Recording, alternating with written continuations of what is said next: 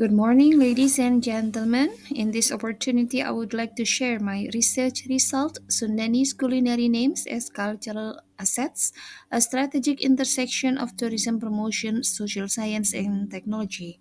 Before I begin the discussion, I would like to begin my presentation with the opening statements.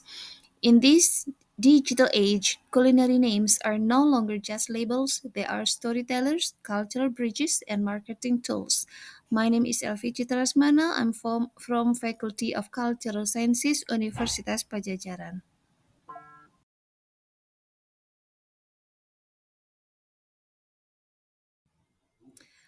Our research background and relevance is that we believe they are the increasing intersection of culinary traditions with tourism, culture, and technology. Culinary traditions, they communicate identity and memory. For the past 2 years of research, we are confident that Sundanese food names are untapped cultural capital.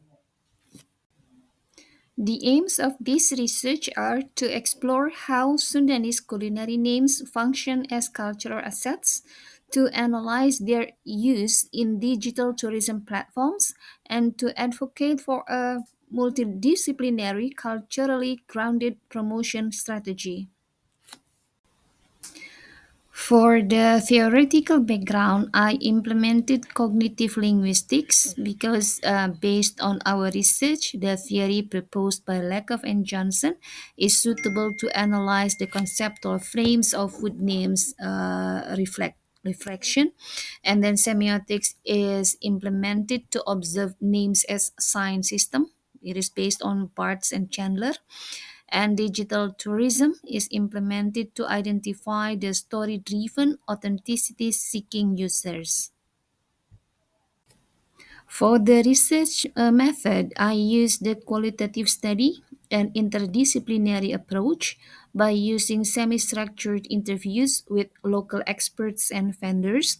And the data source that I collected is from the digital ethnography on Instagram, TikTok, GoFood, and tourism sites. Based on our observation, we analyzed that there are the cultural significance of names such as nasi timbel. This is rice in banana leaves, frames the agrarian roots and simplicity. Karedok, this is raw vegetables and plus peanut sauce frames nature and freshness. And then chimplung, this is a fried cassava balls, frames nostalgia, rural community.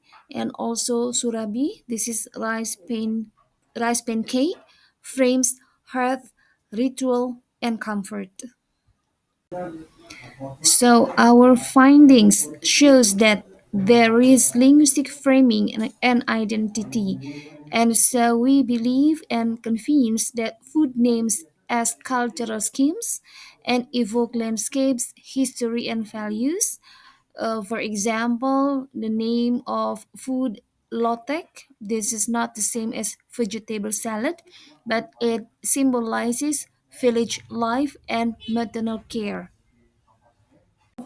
There is representation of those names in each digital social media, such as Instagram. For example, Karedok Sunda shows authentic imagery and it is pretty much high representation.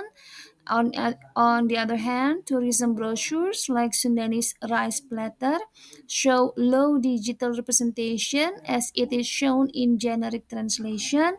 And in TikTok, for example, cooking surabi shows medium to high representation. So the digital representation, such as I mentioned before, shows over translation because it dilutes identity and a lack of cultural framing in formal promotions and under leveraged storytelling in digital tools. So, in order to have a medium to high digital representation, I recommend to preserve the original names in branding in order to enrich, and also I recommend to enrich with narrative driven content and to develop tools such as QR coded menus, AI tour guides, and interactive maps. The recommendation also is by using multidisciplinary strategy, we can combine the cultural linguist and with tech developers and then tourism expert, and those combination will form a sustainable culturally anchored tourism economy. So, to conclude, culinary names encode heritage, not just taste, and then cultural language is intangible asset in tourism, and it integrate names into digital storytelling to drive identity and engagement. So this is my the end of my discussion, and my final thought is the plate is local, the story is global. Thank you very much for your attention.